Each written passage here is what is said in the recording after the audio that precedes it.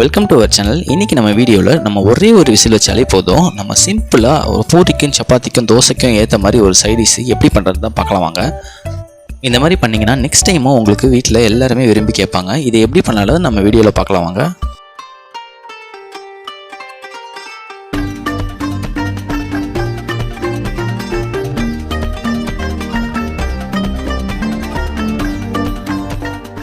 First குக்கரில் பார்த்தீங்கன்னா ஒரு 100 ml வந்து ஆயில் ஆட் பண்ணிக்கோங்க. ஆயிலை பொறுத்த வரைக்கும் நீங்கள் நார்மல் ஆயிலே வந்து சேர்த்துக்கோங்க. நெக்ஸ்ட் வந்து பட்டை, லவங்கம், ஸ்டார் பூ, அதுக்கப்புறமேலு கல்பாசி, இது எல்லாத்தையும் வந்து கொஞ்சம் கொஞ்சமாக எடுத்துகிட்டு ஆட் பண்ணிக்கோங்க. கொஞ்சம் நல்லா வந்து இது எல்லாமே பொரிஞ்சு வந்ததுக்கப்புறமேலு வெங்காயம் நம்ம ஆட் பண்ணிக்கலாம்.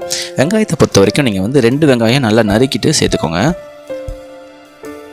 பெரிய வெங்காயமாக இருந்தால் நீங்கள் ஒரு 2 வெங்காயம் சேர்த்தாலே போதும். சின்ன வெங்காயமாக இருந்தால் ஒரு 3 வெங்காயமாக சேர்த்துக்கோங்க. சேர்த்துட்டு இதை வந்து கொஞ்சம் நல்லா வந்து வதக்கி விட்டுருங்க. வெங்காயம் கொஞ்சம் நல்லா கலர் மாறினதுக்கு அப்புறமேலு பச்சை மிளகா வந்து ஒரு 5 பச்சை மிளகா கீறிட்டு சேர்த்துக்கோங்க. உங்களுக்கு காரம் வந்து கம்மியாக பண்ணணும்னு நினச்சிங்கன்னா நீங்கள் வந்து கம்மியாகவே சேர்த்துக்கோங்க. அதுக்கப்புறமேலு கருவேப்பிலை கொஞ்சமாக ஆட் பண்ணிக்கோங்க. நெக்ஸ்ட்டு இஞ்சி பூண்டு பேஸ்ட்டு ஒரே ஒரு டேபிள் ஸ்பூன் சேர்த்துக்கோங்க. இந்த ரெசிபியை பொறுத்த வரைக்கும் நம்ம மிளகாத்தூள்லாம் ஆட் பண்ண போகிறதில்ல, வெறும் பச்சை மிளகா மட்டும் தான் காரத்துக்கு நம்ம சேர்த்துருக்கோம். இதை வந்து சேர்த்துட்டு கொஞ்சம் வந்து மஞ்சத்தூள் வந்து ஒரு பிஞ்ச் அளவு, அப்படி இல்லைனா ஒரு டேபிள் ஸ்பூன் அளவு சேர்த்துக்கிட்டு கொஞ்சம் நல்லா வந்து கிளறி விட்டுக்கோங்க. மிளகாத்தூள் சேர்க்காமே இதை பண்ணிங்கன்னா உங்களுக்கு ஒரு நல்ல ஒரு டிஃப்ரெண்ட் டேஸ்ட்டில் இருக்கும். அதனால் மிளகாத்தூள் சேர்க்காமல் பச்சை மிளகா மட்டும் சேர்த்து பண்ணி பாருங்கள். ரொம்ப உங்களுக்கு டேஸ்ட் வந்து கொஞ்சம் ரொம்ப டிஃப்ரெண்ட்டாக இருக்கும் உங்களுக்கு. கொஞ்சம் நல்லா வதங்கினதுக்கப்புறமே தக்காளி வந்து ஒரு 2 பெரிய தக்காளி வந்து நல்லா நறுக்கிட்டு இதை வந்து சேர்த்துக்கோங்க. தக்காளி கொஞ்சம் நல்லா வதங்கி வந்ததுக்கு அப்புறமேலே நம்ம மற்ற பொருள்லாம் சேர்த்துடலாம். கொஞ்சம் அந்த சாரெலாம் வரும் பார்த்திங்களா, அது வரைக்கும் நல்லா வந்து கிளறி விட்டுக்கோங்க. நெக்ஸ்ட் வந்து உருளைக்கிழங்கு பொறுத்த வரைக்கும் ஒரு 100 கிராம் வந்து உருளைக்கிழங்கு எடுத்துக்கோங்க. எடுத்துகிட்டு அதை நல்லா கட் பண்ணிவிட்டு தோல்லாம் ரிமூவ் பண்ணிட்டு சேர்த்துக்கோங்க. அதுக்கப்புறமேலே பச்சை பட்டாணி வந்து ஒரு 100 கிராம் வந்து சேர்த்துக்கோங்க. இந்த பச்சை பட்டாணியை நைட்டே ஊற வச்சு பண்ணிக்கோங்க. நீங்கள் சாயந்தரம் பண்ணுறோம்னா நீங்கள் காலைல ஊற வச்சுக்கோங்க, உங்களுக்கு கரெக்டாக இருக்கும். உங்களுக்கு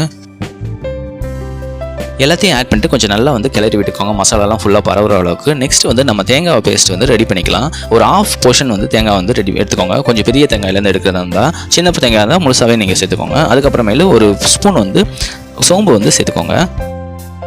முந்திரியை பொறுத்த வரைக்கும் உங்களுக்கு தேவையான அளவு ஒரு கைப்பிடி அளவு இருந்தால் போதும். அதை வந்து சேர்த்துட்டு அதுக்கப்புறம் பொட்டுக்கடலை ஒரு ஸ்பூன் வந்து சேர்த்துக்கோங்க.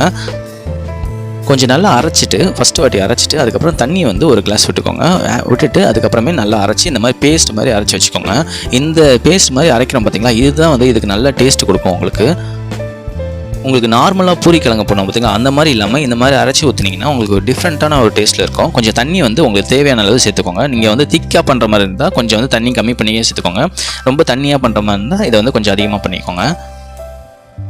மோஸ்ட்லி பூரிக்கு பார்த்தீங்கன்னா நீங்கள் வந்து தண்ணியாகவே பண்ணிக்கிட்டால் கொஞ்சம் நல்லாயிருக்கும். பூரிக்கும் தோசைக்கும். நீங்கள் சப்பாத்திக்கு பண்ணுற மாதிரி இருந்தால் நீங்கள் வந்து தண்ணி வந்து லெவல் வந்து கம்மி பண்ணிட்டு கொஞ்சம் கிரேவி மாதிரி வச்சுக்கோங்க. நீங்கள் உங்களுக்கு நல்லாயிருக்கும் சாப்பிட்றதுக்கு. நல்லா கிளறி விட்டுட்டு அதுக்கப்புறமேலு உப்பு வந்து உங்களுக்கு தேவையான அளவு சேர்த்துக்கோங்க. சேர்த்துட்டு நல்லா வந்து கிளறி விட்டுக்கோங்க. கிளறி விட்டுட்டு அதுக்கப்புறமேலு மூடி போட்டுட்டு விசில் வந்து பார்த்தீங்கன்னா நீங்கள் வந்து ஒரே ஒரு விசில் வச்சாலே போதும், நல்லா வந்து வெந்துடும். குக்கரை பொறுத்தும் நம்ம சேர்க்குற பொருளை பொறுத்தும் நீங்கள் வந்து விசில் வந்து கால்குலேட் பண்ணிக்கோங்க. இது வந்து ஒரு விசில் வச்சாலே போதும் இந்த அளவுக்கு. இதை வந்து நல்லா விசில் வச்சதுக்கப்புறம் பார்த்தீங்கன்னா நீங்கள் வந்து எடுத்து பார்த்தீங்கன்னா உங்களுக்கு நல்லாவே தெரியும். நல்லா கிளறி விட்டிங்கன்னா உங்களுக்கு வந்து நல்ல ஒரு சைடிஷ் வந்து நமக்கு சூப்பராக ரெடியாக இருக்கும். நார்மலாகவே நம்ம பூரி கிழங்கு பண்ணும்போது பார்த்திங்கன்னா நம்ம உருளைக்கிழங்கு வேக வச்சு அதுக்கப்புறமே நம்ம ஆட் பண்ணுவோம். அப்படி இல்லாமல் இந்த மாதிரி கொஞ்சம் டிஃப்ரெண்ட்டாக நம்ம சைடிஷ் வந்து ரெடி பண்ணி சாப்பிட்டு பாருங்கள், ரொம்பவே டேஸ்ட்டாக இருக்கும். இதை சாப்பிட்றதுக்கு டேஸ்ட் எப்படி இருக்குன்னா நமக்கு ரொம்ப க்ரீமியாக இருக்கும். நம்ம தேங்காய் பேஸ்ட்டு முந்திரிலாம் போட்டு அரைச்சிருக்கோம்ல, அதனால வந்து ரொம்ப க்ரீமியாக இருக்கும். லாஸ்ட்டாக கொத்தமல்லி வந்து கொஞ்சமாக ஆட் பண்ணிட்டு நல்லா வந்து கிளறி விட்டுக்கோங்க. இந்த சைட் டிஷ் வந்து பூரிக்கு மட்டும் இல்லாமல் சப்பாத்தி, அதே சமயம் தோசைக்கு நம்ம வச்சு சாப்பிட்டுக்கலாம். ரொம்பவே சூப்பராக இருக்கும். இது பண்ணி முடித்தோடனே ஆறும் பார்த்தீங்களா, அந்த ஆற ரொம்ப வந்து கெட்டியாகவும் அது ரொம்ப க்ரீமியாக இன்னும் நல்லா திக்னஸ் அதிகமாகவும் நல்லா டேஸ்ட்டாகவும் இருக்கும். இந்த ரெசிபியை ட்ரை பண்ணி பார்த்துட்டு மறக்காமல் கமெண்ட் பண்ணுங்கள். நெக்ஸ்ட் வீடியோவில் மீட் பண்ணலாம். தேங்க்யூ.